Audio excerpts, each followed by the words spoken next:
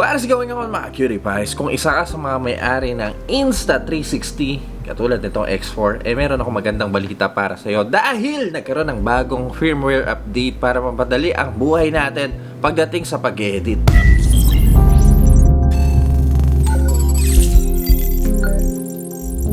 Alam niyo kagandahan pagdating sa mga Insta360 video katulad nitong X4, pwede nyo hanapin yung angulo na gusto nyo at i-reframe. Pero alam niyo masaklap, meron pating iba na hindi alam yung gagawin nila kapag editing na. At meron din namang iba na pagkatapos kumuha ng video, gusto agad nila edited na yung videos nila. Diyan ngayon papasok ang AI editing tools ng Insta360. Ilang segundo lang, edited na agad yung mga videos mo at pwede na i-upload. Sa AI edit, automatic na gumagawa siya ng highlights galing sa video mo. Hindi mo na kailangan mag-reframe o kaya ano bang angulo ang maganda. Pero dito sa bagong update, mas na-improve pa yon. Para magawa to, kailangan muna natin i-connect ang camera sa Insta360 app.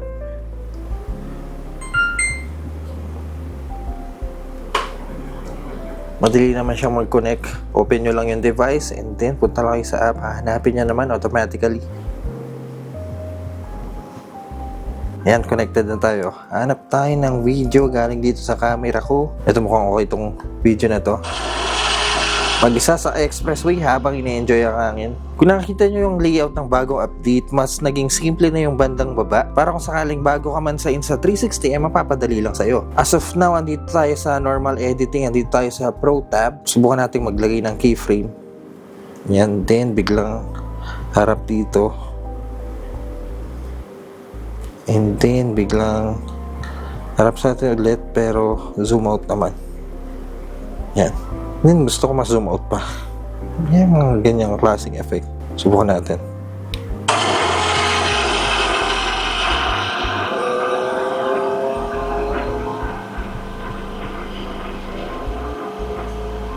Sample cut natin dito. Export and then you're good to go. Pero pagdating sa AI edit, one button away lang to. Click nyo lang siya. Siya na ang bahala. Kung kanina, gumagawa tayo ng sarili nating keyframe, kung saan nakatutok, kung saan ba maganda. Siya, i-analyze niya yung video nyo at doon siya gagawa ng storya. May nakatutok sa harap, may nakatutok sa atin, may wide, may zoom in. And may mga ganyang klaseng effect pa. And may kasama siyang kanta, which is I think majority sa inyo ay tatanggalin to para hindi makapiright or para mas maganda yung video nyo. Then kapag okay na kayo, export. Custom natin to 4K.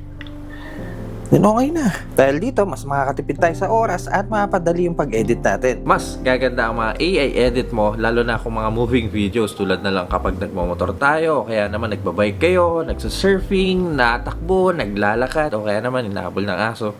At walang obstruction sa 360 degree view, tulad na lang kapag ginagamitan nyo ng chest mount. Yun nilalagay dito.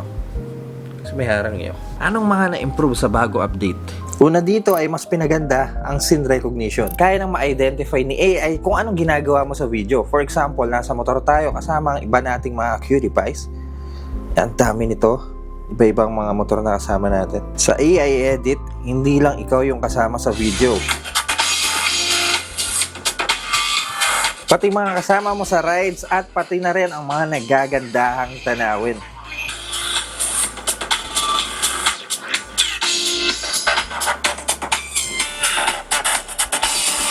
Pangalawa ay mas pinaganda rin ang highlight recognition. Kayang malaman ni AI kung anong magandang kuha base sa relasyon ng subject or object. For example, ito. Imbes na makita lang ni AI na nagmamotor tayo at may backlight tayong kasama, kayang makita ng bagong algorithm yung interaction naming dalawa para makagawa ng istorya. Doon siya magde-decide kung gusto niya ng slow motion, zoom in, zoom out o kung ano pa man.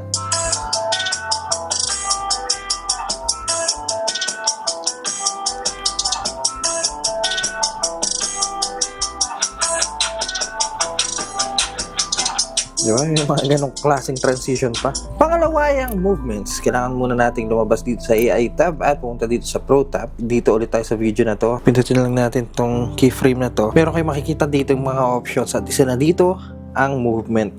Press lang natin yan. Lalabas dito yung mga effects na pwede nyong ilagay. Pindutin natin tong sky.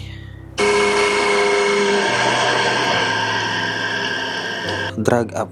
Ano to? Oh! As of now, nasa recommended tayo. Meron tayong option ng protagonist, highlights, classic, and tiny planet. Ito okay to.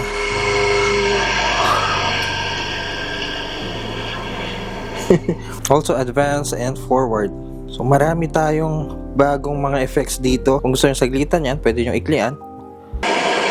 Diba? Kung gusto nyo mahilo sa video, yeah, ganyan. At lastly, ang quick edit. Normally, kapag sinusum natin or sinusum out, pinipinch lang natin. Ganitong ginagawa natin. At namimili tayo kung ano man ang gusto natin gawin sa mga icon na nandito pagdating sa Pro Tab. Dito naman sa quick edit, mas madali siya ng bagya. Kung gusto niyo ng deep track, kahit anong gulo pa ng video nyo, pero gusto nyo, ikaw pa rin yung subject, i-hold nyo lang yung sarili nyo. May nakasulat dito, drag to pick subject. Think, ganyan. Then start recording. Ay, naka-deep track na siya. Kahit ano pang gulo ng video nyo, ikaw pa rin yung nasa gitna. At para mabago naman yung perspective, meron tayong virtual joystick. No? Also, kung gusto nyo ng zoom in, mas madali dito sa quick edit dahil slide nyo lang pababa at pataas. Kung gusto nyo mag-reframe ng video, ito ang pinakamadaling paraan. So that, my friends, ang bagong firmware update galing in sa 360. Let me know in the comment section kung nakatulong ba sa inyo. Kung nag-enjoy kayo sa video na to, kindly leave a like at kung mahilig kayo sa mga ganitong content, huwag kayong mag-alala dahil nasa tamang channel kayo, so make sure to press the subscribe button dyan sa baba. Kaya mga cutie pies, see you sa next content.